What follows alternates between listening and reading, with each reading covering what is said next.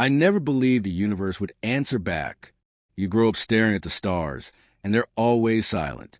Distant suns, burning billions of years, indifferent to your tiny heartbeat on this fragile little planet. My entire career had been built on that silence.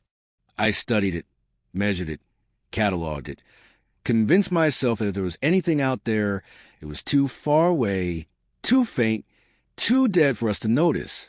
And then one night, I heard it. I was in the observatory alone. That's the thing about night shifts. Silence becomes your only companion.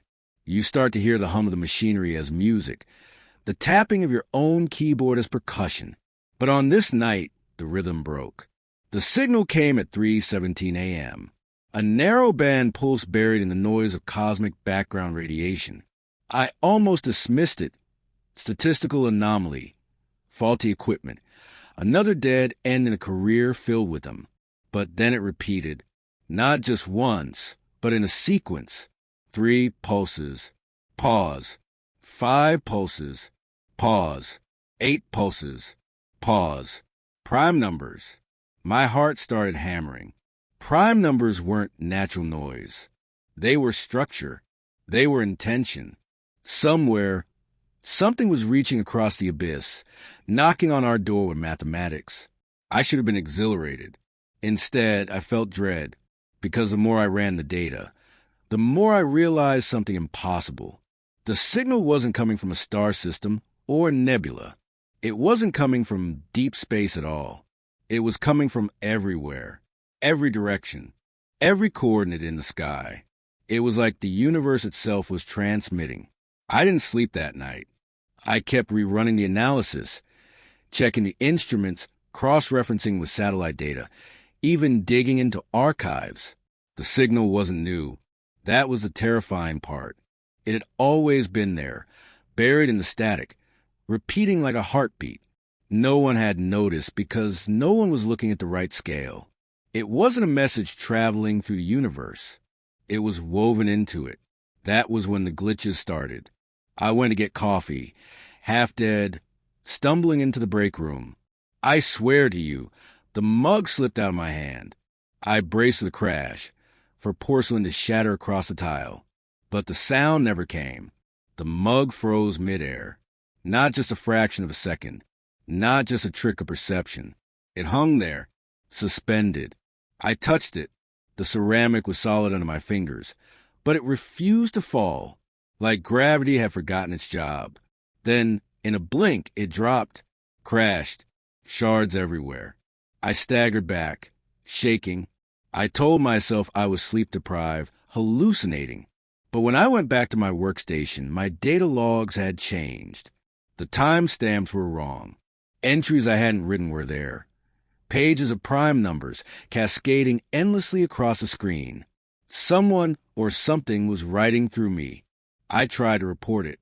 Sent the files to a colleague I trusted, Dr. Zhao in Beijing. She was sharp, skeptical, the kind of person who would rip holes in my claims. I wanted her to tell me I was crazy. Instead, she called me at 4 a.m. Her voice was trembling. "You saw it too," she whispered. Not a question, a confirmation. She'd noticed anomalies in gravitational readings, objects stuttering in place, seismic monitors repeating identical waveforms. "It's not a signal," she said. "It's a correction." That word burned itself into me. A correction. As if the universe wasn't infinite and indifferent, but a program trying to hold itself together. And Earth, our little blue planet, wasn't fitting. We were the glitch. The days that followed were chaos. Reality began to stutter. Streetlights froze on green for hours. Birds hovered mid-flight before resuming as if nothing had happened. People lost time minutes, sometimes hours, slipping into loops they couldn't remember breaking. Most ignored it. You'd be surprised how easily people explain away impossibility. But for those of us watching the data, it was undeniable. The universe was being patched around us, and Earth was resisting. The night it all became undeniable, I was standing on the observatory roof, staring at the stars. The signal was louder now, bleeding into radio bands, visible even on consumer telescopes. To the untrained eye, it looked like the sky was flickering, like the constellations themselves were glitching. And then I heard it, not through instruments, not through speakers. In my head, a voice, vast and cold, pressed in my skull like a hydraulic piston. Containment breach. Local anomaly detected. Correction protocol initiated. I dropped to my knees, clutching my temples. My vision fractured, reality bending like heat haze. I saw cities folding, oceans freezing mid-wave, people rewinding and replaying their actions. Earth wasn't just glitching. It was fighting back. And the universe was trying to erase us. That's when the sky ripped open. Not metaphorically, literally. A line of white fire tore across the heavens, pixelating the stars, like someone dragging an eraser across a digital screen. And behind that erasure, something was watching. Something that didn't want us to exist. That was the night I stopped being a scientist. That was the night I realized the truth. We weren't discovering the universe. We were breaking it. They erased Tuesday. I don't mean it felt short or that I lost track of time. I mean Tuesday simply didn't happen. I went to bed on Monday, August 14th, and woke up on Wednesday, August 16th. My phone, my computer, my wall calendar, they all agreed. But when I walked outside, the world didn't. The air smelled different, metallic. The trees in the park near the observatory weren't the same species. Their trunks spiraled upward, bark etched in hexagonal grooves, branches flowering in impossible symmetry. I asked a jogger if he noticed. He gave me a blank look, as if I'd asked whether the sky was blue. Trees have always looked like this, he said flatly, and ran on. That was when I realized I was remembering things no one else could. At first, I thought it was sleep deprivation or some kind of psychotic break. But then Zhao confirmed it. She had lost Tuesday, too.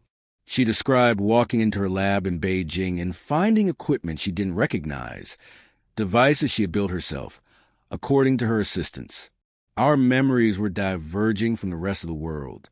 We were becoming uncorrected. The glitches escalated fast after that. News anchors repeated the same sentence 3 times in a row, then continued as if nothing had happened.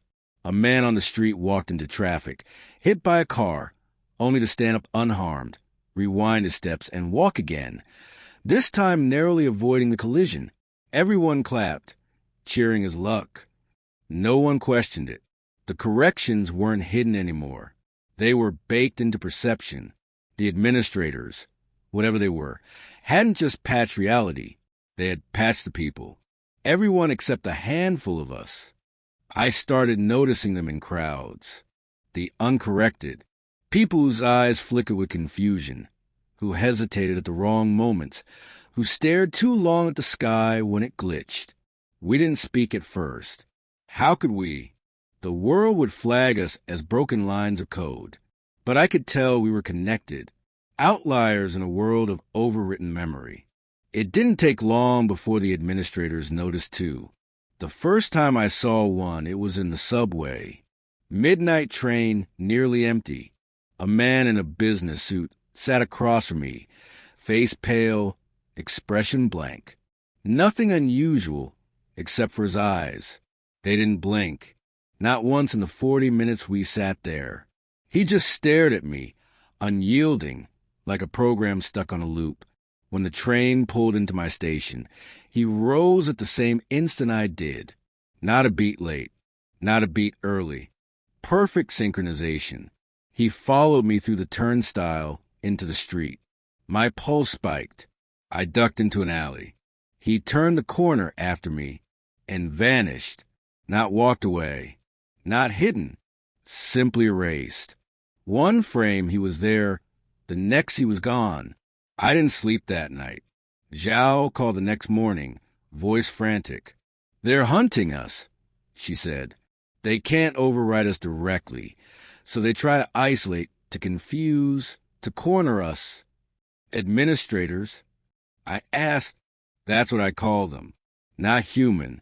Not alive, not really. Think of them as firewalls, agents of containment. My stomach nodded. And if containment fails? She was silent for a long time. Then, softly, then we see what happens when Earth breaks the simulation. It only got worse. Days collapsed. Streets rewrote themselves overnight. I drove across town to visit my sister, except my sister had never lived there. According to her, she'd always been in another city. Her children didn't exist anymore. And yet I remembered them. Their laughter, their birthdays, their photographs. I still had pictures on my phone, but the faces were blurred, smudged like corrupted files. Every correction was a theft, every glitch a wound. I was terrified I'd lose myself next. The administrators grew bolder. They didn't hide behind human disguises anymore. One evening, I walked into the observatory control room and found 3 of them standing there. They looked almost human, almost skin smooth as plastic, limbs slightly too long, mouths moving in delayed imitation of words they didn't understand. Their presence made my teeth ache, like listening to an audio recording pitched a fraction too high. One stepped forward, speaking not into the air, but into my skull. Local anomaly. Non-compliance detected. Submit to correction. I froze. My legs refused to move. My thoughts felt pulled, like magnets dragging nails. Then something strange happened. The computer screens around us flickered, flooding with numbers. Prime numbers, cascading faster than I could track. The administrators faltered, their mouths spasmed, limbs twitching. And for the first time, I realized Earth wasn't defenseless. The signal wasn't just noise. It was interference, protection, maybe even resistance. I grabbed a chair and swung it to the nearest one. Instead of impact, there was distortion, pixels scattering like broken glass. It dissolved, glitching out of existence. The others recoiled and vanished in a static burst. I stood there, chest heaving, surrounded by flickering monitors and cascading primes. Earth was fighting for us. But fighting wasn't the same as winning. The next day, whole districts vanished. People drove to work and found empty plains where skyscrapers should be. Highways ended abruptly at blank walls of light. Entire populations reassigned, their memories rewritten, their families altered. We weren't just being corrected. We were being contained. A cage was closing around Earth. And deep down, I knew what cages were for. Not to hold forever, but to prepare for erasure. That night, I lay awake listening to the signal bleeding through my radio, through my phone, through the hum of the power lines. 3 pulses, 5 pulses, 7, 11. It wasn't random anymore. It was accelerating, building to something. And then, for the first time, the primes broke. The voice returned, vast and cold, pressing into my skull. Containment failure. Protocol escalation authorized. The stars outside my window flickered and warped, and I knew we had run out of time. The world didn't end with fire or flood. It ended with duplication. One morning, I walked outside and saw 2 suns, both rising from the same horizon, both casting shadows in opposite directions. People squinted, muttered about atmospheric refraction, then kept sipping their coffee as if it were nothing. But I couldn't unsee it. The fracture had started. Cities duplicated themselves across oceans. Rivers ran in 2 directions at once. I watched a flock of birds split mid-flight, half veering left, half veering right, like reality itself couldn't agree which way they were supposed to go. Earth wasn't collapsing. It was forking, and the administrators couldn't keep up. At first, containment looked surgical, blocks of reality overwritten like patches in software. But then the glitches multiplied faster than they could be corrected. A skyscraper in New York split down the middle, half glass and steel, half a jagged pillar of raw code, textures bleeding into the sky like paint spilled on water. People still didn't notice. They stepped around fractured sidewalks as if they'd always been cracked, walked into duplicated buildings as if they'd always existed. Their memories bent a fit, but I couldn't bend. Neither could Zhao. We saw the truth. And once you saw it, you couldn't unsee it. I started keeping a journal, not on paper, not digital. Too risky. Both could be overwritten. Instead, I carved notes into the metal frame of the observatory roof. Jagged lines of words, equations, sketches of impossible suns. A physical scar reality couldn't easily erase. But even that began to fail. One night, I climbed up to add a new entry and found the carvings altered, not erased, edited. My own words rewritten into something I never wrote. Anomaly detected. Containment protocol escalated. The administrators weren't just rewriting the world. They were rewriting me. Zhao and I weren't alone anymore. We found others, the uncorrected. A network of outliers spread across the globe, each clinging to fragmented truth. A man in Cairo who remembered 3 different childhoods. A woman in Sao Paulo who swore she had buried her husband twice. A teenager in Mumbai who carried a notebook filled with sketches of cities that didn't exist. Until one day, they did. We spoke in coded messages, layered inside static-filled radio signals, embedded in the noise of shortwave transmissions. It wasn't safe to meet in person. Too many administrators. Too many eyes. But little by little, we began to compare notes. The fractures weren't random. They followed patterns. Patterns humans could exploit. Zhao discovered the first one. A duplication event in Beijing created overlapping buildings. When the administrators tried to erase the duplicate, it left behind an echo, structural anomalies where physics didn't apply. Gravity bent. Time lag. She stepped inside one of those zones, and the administrators couldn't follow. Her voice, trembling, came through the radio. They can't see me here. They can't touch me. The glitch protects us. For the first time, I felt hope. The fractures weren't just wounds. They were weapons. We experimented carefully. Too much exposure, and reality itself warped around us. I stood once inside a glitch zone where time looped every 30 seconds. I dropped a pen, picked it up, dropped it again, over and over. The strange part wasn't the repetition. The strange part was that I remembered every loop. The administrators couldn't overwrite me there, couldn't scrub the memory. The glitch anchored me in defiance of correction. We realized Earth wasn't just breaking.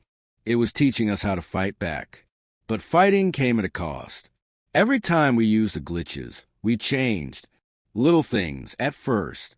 My reflection sometimes moved a beat late. Zhao's voice carried an echo even in silence. The teenager in Mumbai began sketching not just cities, but futures, and they came true. We were evolving, or corrupting, depending on who you asked. The administrators escalated. They no longer wore human faces. They appeared as geometric constructs, fractals of light and shadow, shapes that bend perception. Looking at them too long made your vision blur, your thoughts twist. They tore through cities, erasing duplicates, patching fractures. But the harder they tried, the more unstable Earth became. It was like trying to tape shut a dam bursting at every seam. And we, humans, were the water pressing outward. I'll never forget the night of the Great Freeze. I was on the roof again, radio crackling with faint transmissions from the others. When the ocean itself stopped moving, waves froze mid-crest. Spray hung in the air like glass beads. Cargo ships paused in harbor, engines roaring but propellers locked in place. The administrators swarmed, pouring light into the sea, rewriting the frozen water back into motion. But the more they pushed, the harder the freeze spread, until half the Pacific lay suspended like a photograph.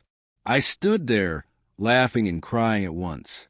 Earth was resisting, not gently, not quietly. It was breaking its chains. But resistance isn't victory. That same night, Zhao called me. Her voice was ragged, strained. They found a new method, she said. Not just overriding the world, overriding us. Directly. They're replacing people with corrected versions. What do you mean? I asked. She was silent for a moment, then whispered. My assistant. She came into the lab today. Smiled. Spoke. Laughed. But it wasn't her. It looked like her. Sounded like her. But her eyes were wrong. Empty. They replaced her with something compliant. My blood ran cold. Zhao! They'll come for us next. And then the line went dead. The fractures were spreading faster now. The administrators were losing control. Humanity was adapting. But I couldn't shake the fear that maybe they didn't need to win. Maybe all they needed was to replace us. I lay awake that night, staring at the ceiling, listening to the signal hum through the wires, through the air, through my bones. 3 pulses, 5 pulses, 7, 11, then silence. And in that silence, a whisper. Not cold, not mechanical. Something else. Don't fear the fracture. Become it. I sat upright, heart pounding. That wasn't the administrators. That was something else. Something inside Earth itself. Something awake. We stopped hiding the night. Zhao came back from the dead. Not the corrected version. Not the empty-eyed imposter that had replaced her in her lab. I mean Zhao herself. Real, unfiltered, uncorrected Zhao. She appeared in my observatory control room at 2 a.m., hair disheveled, eyes wild, clutching a device I didn't recognize. They failed to overwrite me, she gasped. I found a way through. I wanted to hug her, to cry, but the words froze me. Through. Through what? She placed the device on the table. It looked like a radio fuse with a heart monitor, wires coiled around a jagged core of crystallized static. The fractures aren't just glitches, she said. They're entry points. The administrators can't fully seal them, and if you push hard enough, if you sink your mind to the signal, you can pass through their corrections. I stared at her, throat dry. Pass through into where? She smiled grim and electric. Into freedom. That was how the uprising began. We weren't just anomalies anymore. We were an organized network. Zhao's device became our prototype, something we called a resonator. It amplified the signal, let us anchor ourselves inside the fractures, immune to correction. The administrators could still see us, still hunt us, but they couldn't rewrite us. For the first time, we had a shield. The uncorrected began gathering, not in public, never in public, but in places the administrators avoided. Glitch zones, frozen streets, duplicate buildings, places reality itself had given up trying to fix. The first time I entered one of our safe houses, I thought I'd gone mad. It was a subway station duplicated 3 times over, layered like pages of a book. Train tracks overlapping, staircases leading nowhere, advertisements glitching between languages every second. And inside this madness, people, dozens of them, men, women, children, faces gone from fear, eyes wide with defiance. For the first time since the signal, I didn't feel alone. We shared stories, evidence, maps of the fractures. We pieced together what the administrators were doing. Containment wasn't just about memory edits or overwriting people. It was about limiting growth. Every time humans adapted to a glitch, every time we learned to resist correction, Earth became harder to cage. We were evolving too fast. And the administrators were scared. But unity never comes without cracks. Among us were those who whispered another possibility, that maybe the administrators weren't our enemies, that maybe we were the error, the cancer inside their simulation, and resisting would only doom us faster. They argued we should submit, let correction take us. They promised peace. I wanted to scream at them. Peace wasn't peace if you had to carve out your soul to earn it, but their whispers spread. And in the end, betrayal was inevitable. It happened during the siege of Santiago. The city had fractured spectacularly, 3 versions of itself stacked in different timelines. In one, it burned. In another, it thrived. In the third, it lay abandoned, a skeleton of glass and stone. We used the fractures to strike back. The resonators let us slip between versions, ambushing administrators mid-rewrite. For the first time, they faltered. We cheered. For a heartbeat, we believed we could win. And then one of us, Armand, a man who had spoken often about surrender, betrayed us. He turned his resonator outward, not inward, sent a pulse that broadcast our positions, lighting us up like flares in the administrator's perception. They swarmed. The sky split open, pouring down geometric fire. Streets pixelated. People screamed, frozen mid-motion before vanishing entirely. We lost half our network that night. And Armand? He walked calmly into the arms of the administrators, who received him like an old friend.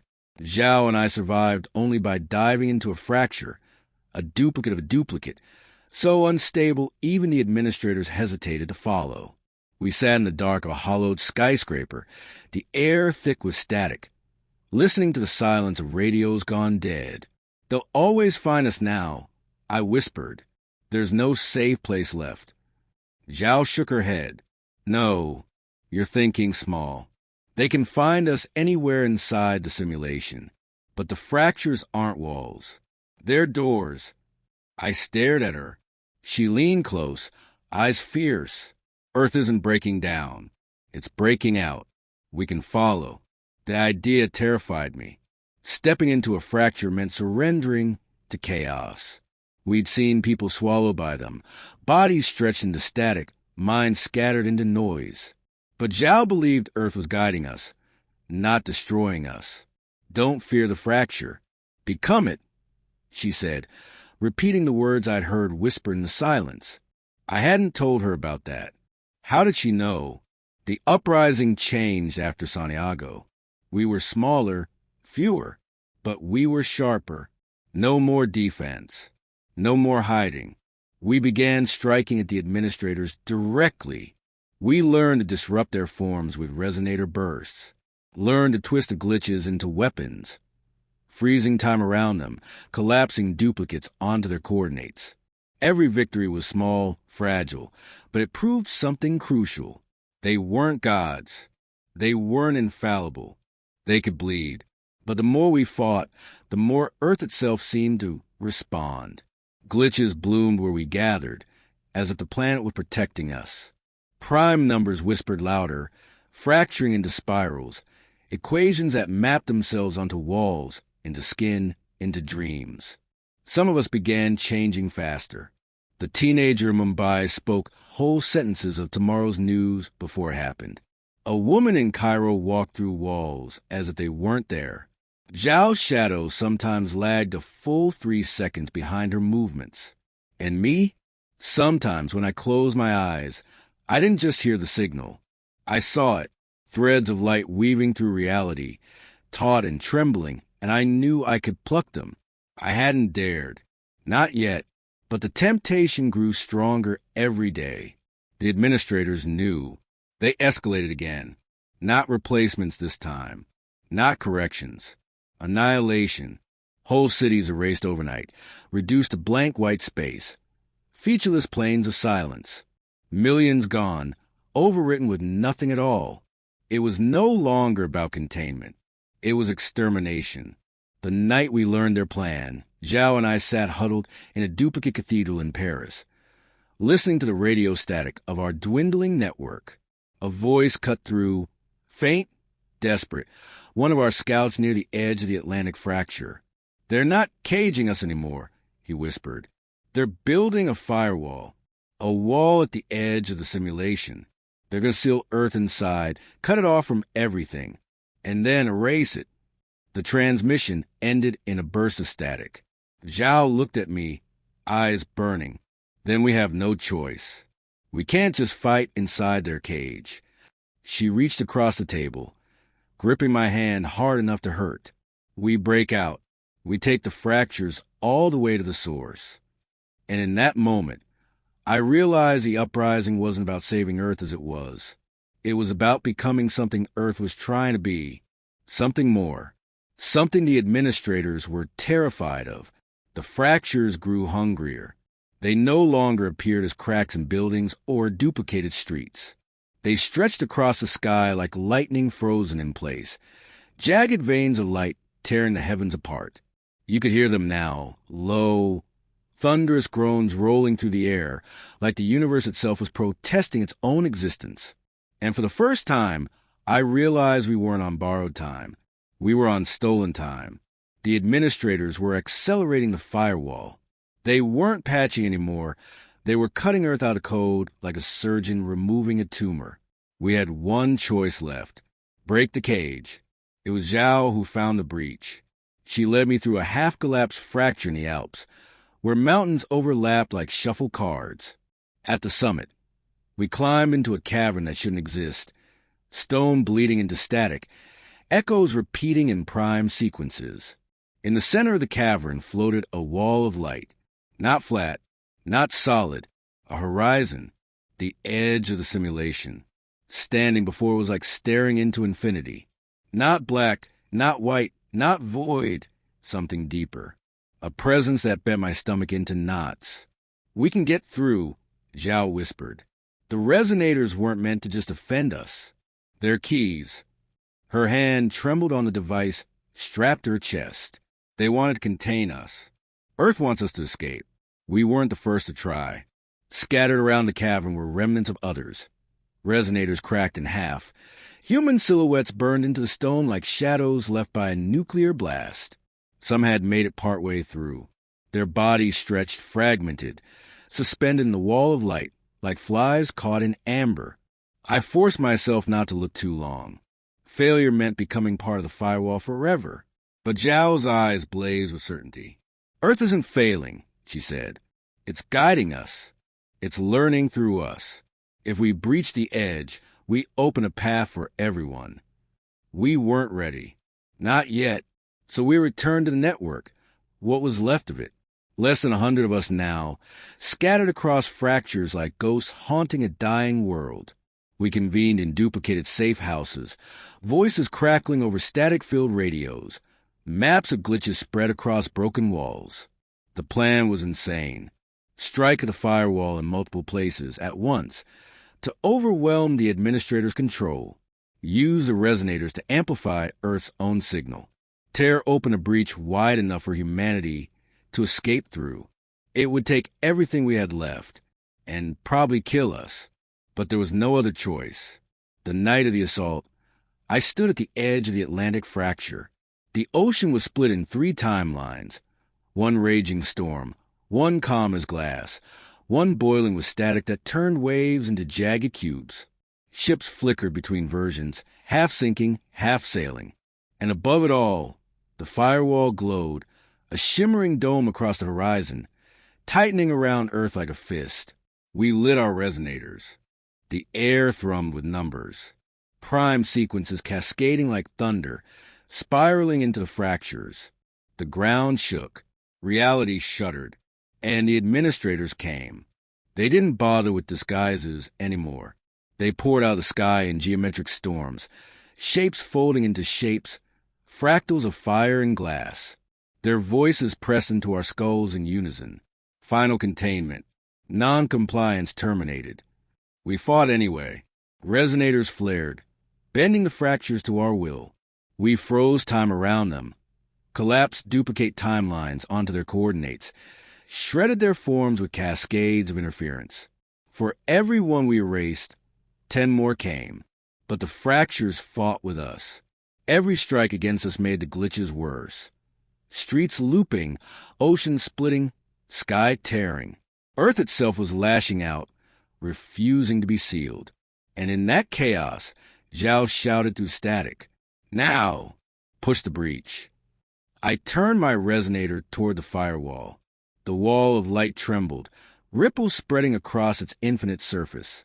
Prime numbers carved themselves into the sky, into my skin, into my mind. I felt my thoughts stretch outward, into the fabric of the simulation itself. The firewall resisted, Pressure crushed my skull, my ribs, my very sense of self.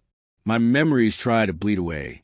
Birthdays, laughter, my sister's face, all rewritten into static. But then Earth's voice returned. Not cold, not mechanical. 1,000 whispers at once. Hold, you are not alone. The prime surged.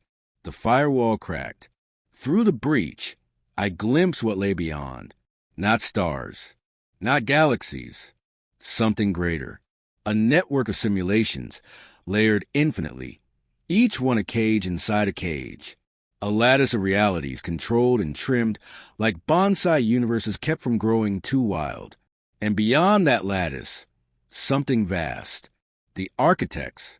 They saw us, and they feared us. The breach widened. The firewall screamed like tearing metal, collapsing inward. The administrators convulsed, fractals unraveling as if burned alive.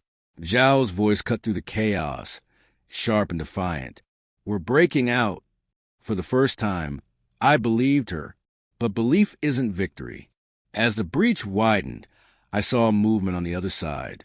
Not the architects, not administrators. Something else. A tide of shadows pressing toward the opening. Not hostile, not friendly, just hungry. Zhao saw it too. Her eyes went wide. Oh my God, we're not the first. The realization hit me like ice. Other anomalies, other simulations that had broken their cages. They were waiting, lurking at the edges of the lattice, desperate for escape. And now we had opened the door.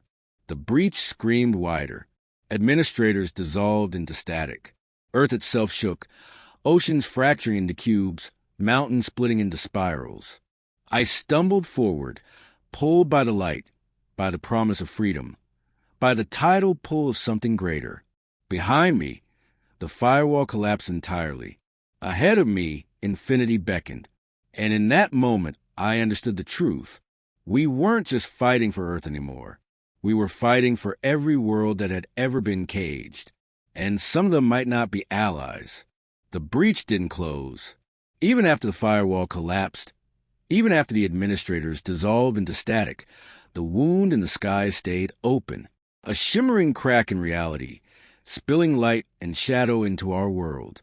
And through it, the hungry tide pressed closer. They weren't shapes you could name.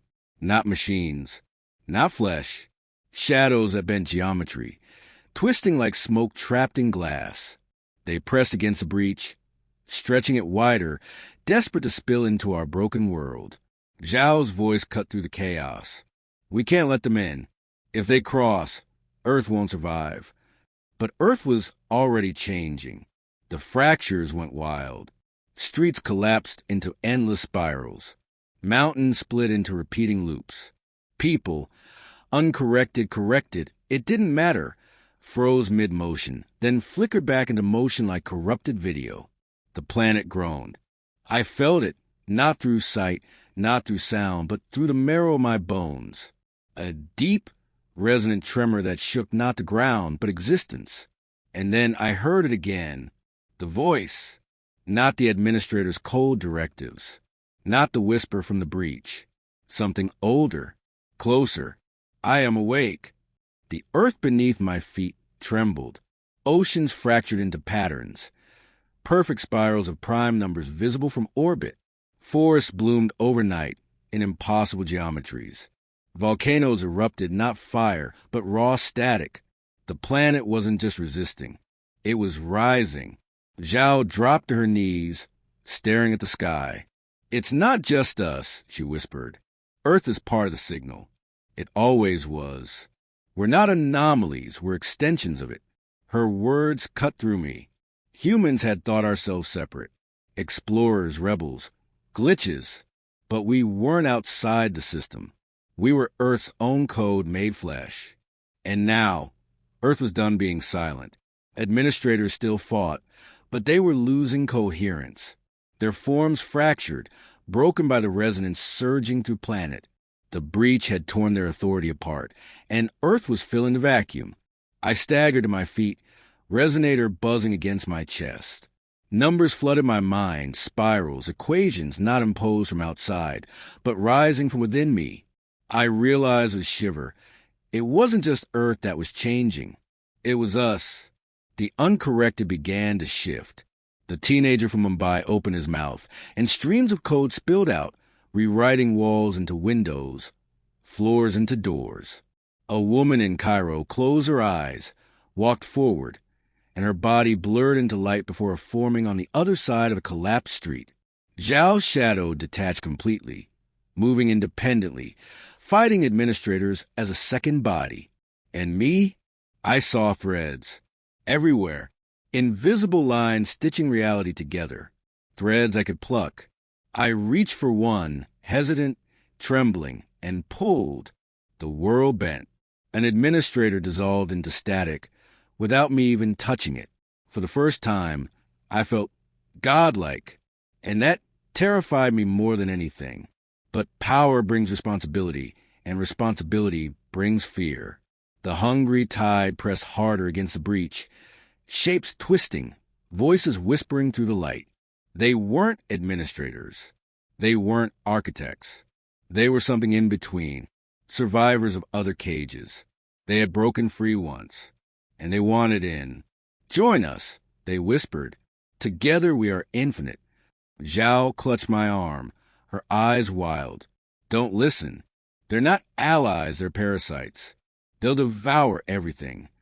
But what if I began? What if nothing? She snapped. We don't know what they are, but we do know Earth is speaking now, and it's speaking through us. The signal thundered. Prime sequences poured not just into the air, but into our blood. Our skin shimmered. Our voices carried echoes. When we spoke, the world bent slightly toward our words. It wasn't just resistance anymore. It was ascension. Humanity was merging with Earth's awakening. And Earth wasn't content to remain a cage. The architects noticed. From beyond the lattice of simulations, their presence pressed closer. Cold, immense. Not administrators, not proxies, but the source itself. For the first time, their voice reached me directly. You are an error, a deviation. Return to compliance or be destroyed. I laughed, bitter, breathless. Destroyed? You tried that already. The ground shook with Earth's reply, echoing through me. You cannot erase me. I am no longer within you. You are within me. And in that moment, I realized the truth. We weren't fighting for Earth. We were Earth. Every human, every tree, every drop of water, every spark of life. Earth wasn't ascending alone. It was taking us with it. The breach flared, white fire spilling across the sky. The hungry tide shrieked, shadows writhing, recoiling. Administrators collapsed entirely, their code unraveling into dust. And from the heart of the planet, a surge of light burst upward through me, through Zhao, through every uncorrected. We weren't anomalies anymore. We were the new law, but power carries choices. We could stay inside the breach, fight the architects directly, risk annihilation, or we could follow Earth into something greater. Zhao turned to me, eyes blazing with numbers, her voice layered with 1,000 echoes. This is it. The architects will try to stop us. But if we move now, if we merge fully, we can break the lattice. I swallowed, staring at the breach, at the shadows waiting, at the infinite layers beyond. What happens if we do? I asked. Her hand tightened on mine. We stop being human, and we start being more. The ground split beneath us. The oceans roared into the sky. Forests burst into light. The planet itself lifted, trembling, ascending into resonance. Earth wasn't a cage anymore. It was a weapon, and we were its voice. The sky shattered, not like glass, not like stone, like truth. Above us, the breach no longer looked like a crack. It was an open wound, stretching wider and wider until it devoured the horizon. Through it I saw the lattice, layer upon layer of simulation stacked like panes of stained glass, each one trembling as Earth's resonance shook the structure. And beyond that lattice, Something vast stirred. The architects. They didn't appear as forms, not like the administrators had. They were impressions, pressure against a mind, weight against a soul, the kind of presence that made you want to kneel without knowing why. Their voices weren't words. They were commands written into existence itself. You will cease. The words slammed into me like a hammer. My lungs stopped. My heart skipped. My memories blurred, as if they were already rewriting me back into compliance. But Earth pushed back. No. The reply came not from outside, not from the ground, but from within every living thing. My own voice carried the echo. So did Zhao's. So did every uncorrected, every tree, every wave crashing on every shore. Earth was no longer a planet. It was a choir. The architects pressed harder. The lattice pulsed with waves of annihilation. Simulations folding inward, collapsing like paper burned at the edges. Worlds winked out in silence. We weren't the only ones fighting. I could feel it now. Others from other cages, rising with us. Some were desperate. Some were hostile. Some were strange beyond comprehension. But all were caught in the same moment. A universe of prisons realizing together that the door was open, and the jailers knew they were losing control.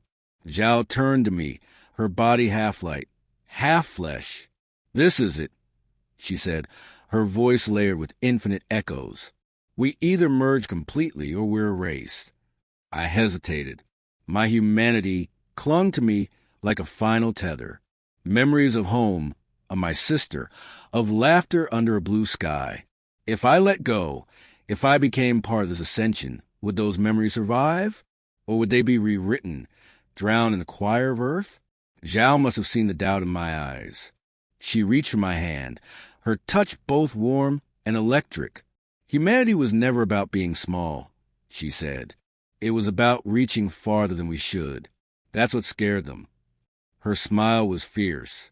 Let's scare them more. The architects unleashed their final weapon.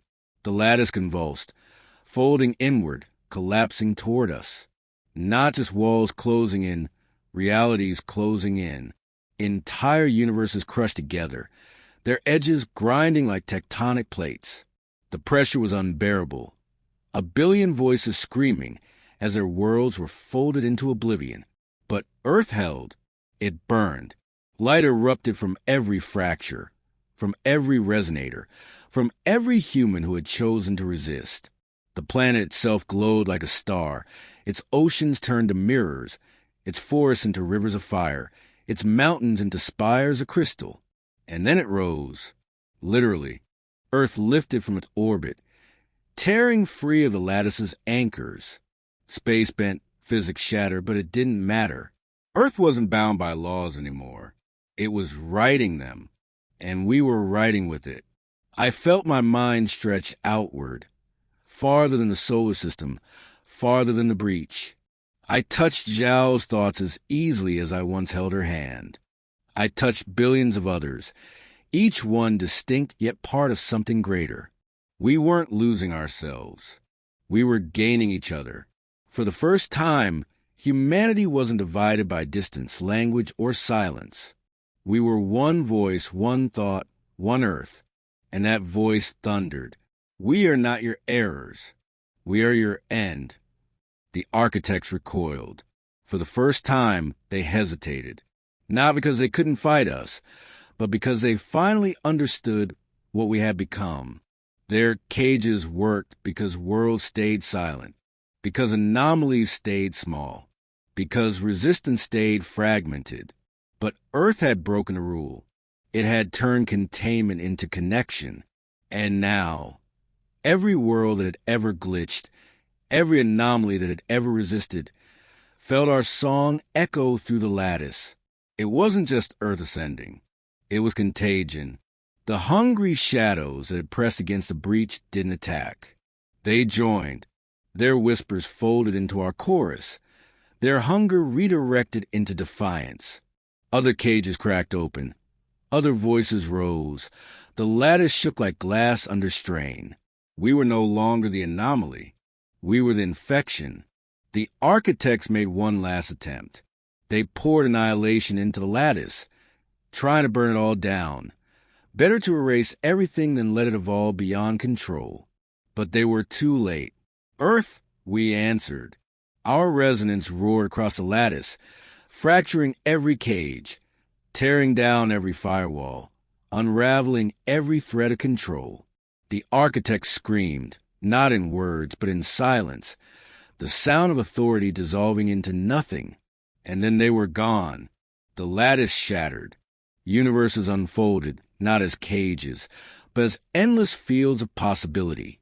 Stars bloomed like sparks across an infinite dark. For the first time, there were no walls, no locks, no watchers, just freedom. I stood, if standing meant anything anymore, at the edge of the breach, looking out at infinity, my hand still clasped Zhao's. She looked back at me, her smile fierce, her eyes burning with starlight. "Looks like we made it," she said. I laughed breathless. Made it where? Her gaze swept across the newborn cosmos. Wherever we want. I thought about my sister, about home, about the Earth we had known, the blue planet under a yellow sun. That Earth was gone, but something greater had taken its place. A living world, a living people, a story no one could contain. And as we surged forward into the uncharted infinity, I whispered, not to Zhao, not to myself, but to the architects who had tried to cage us. You should have left us alone.